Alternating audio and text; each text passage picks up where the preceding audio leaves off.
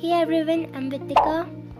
In this video, I'll show you how you can implement a movable block like this in Godot. So this is the level scene which has tile map, player and texture react as child nodes. We will create a new scene in which the root node is rigid body 2D. I'm naming it as movable block.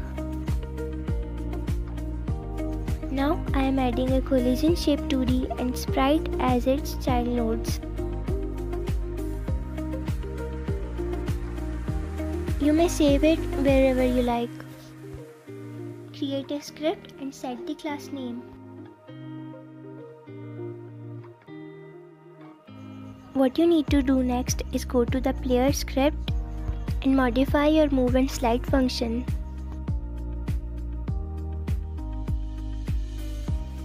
For these three parameters, we have already passed the default values.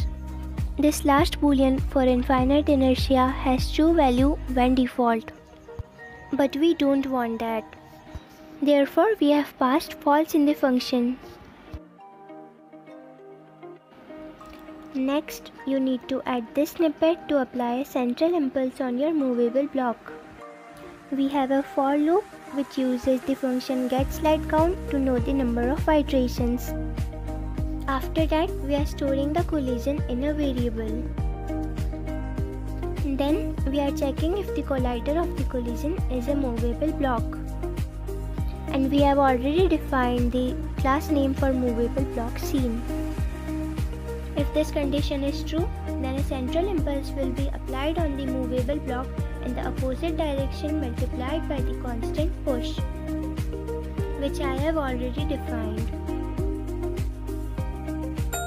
And finally, you can see the results by dragging movable block in the level scene.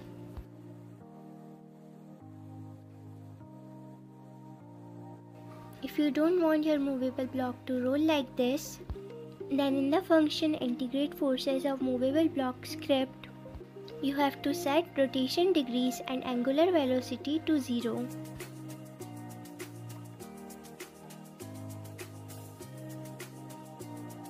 Now, our movable block is working as expected. Thank you for watching and don't forget to subscribe my channel.